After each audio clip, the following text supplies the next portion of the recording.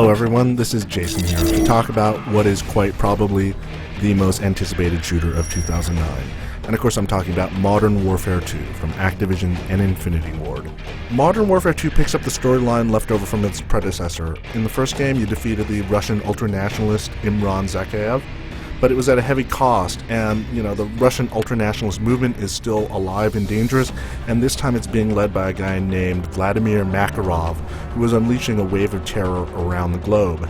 That's where you get to come in. Now if you played a Call of Duty game before, you get to switch between different characters. So far, Infinity Ward has only revealed one playable character. It's Sergeant Gary Sanderson, otherwise known as Roach, of the British SAS.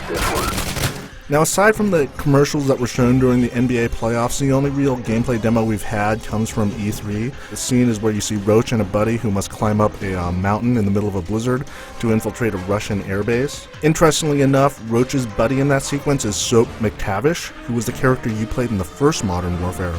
So now Soap is a captain, and he's filling in that role that Captain Price played in the first game. Break's over, Roach. Let's go. Now, this Kazakhstan level is a nice example of how Modern Warfare 2 will kind of blend the series' trademark traditions with what's new. Of course, there are the cinematic moments that Infinity Ward is known for, like the audacious climb up the icy side of a mountain in the middle of a blizzard that's complete with a Hollywood-esque leap of faith. And then, of course, there are the intense set-piece battles with plenty of bad guys. This first part of the mission involves stealth. You're navigating through a blinding snowstorm as you quietly eliminate the guards using silenced weapons and knives. But you also have some new toys to play with, including a heartbeat sensor that lets you detect the presence of human beings around you.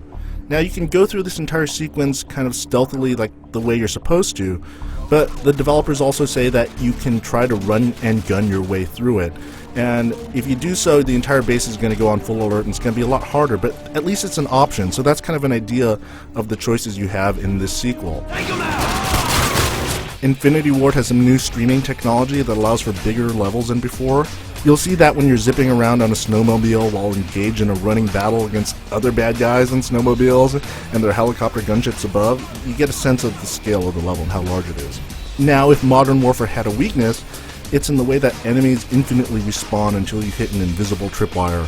It's a pretty shallow and obvious gameplay mechanic that all the Call of Duty games have featured. Modern Warfare 2 is going to take steps to address that, though Infinity Ward is not giving out details as yet. What is clear is Infinity Ward's desire to make certain that you're not going to mistake Modern Warfare 2 with the first game. All too often when you see a sequel, there's usually an attempt to recycle as many assets as possible from the first game. That's really not the case here. Where the first game was all about dry desert environments, Modern Warfare 2 seems to be set everywhere but the desert. I mean, there's the aforementioned mountain level, there are the slums of Rio de Janeiro, there's some underwater scuba base levels, and there's even some kind of medieval castle on a cliff near the sea. What is also certain is that we are in for a very long summer of wait. We can expect more details to come out in the coming months as we get closer to the game's November release. And you can expect Modern Warfare 2 to ship on the PC, the PlayStation 3, and the Xbox 360 on November 10th. For the latest up-to-date details on Modern Warfare 2, make sure to keep tuned to IGN.com.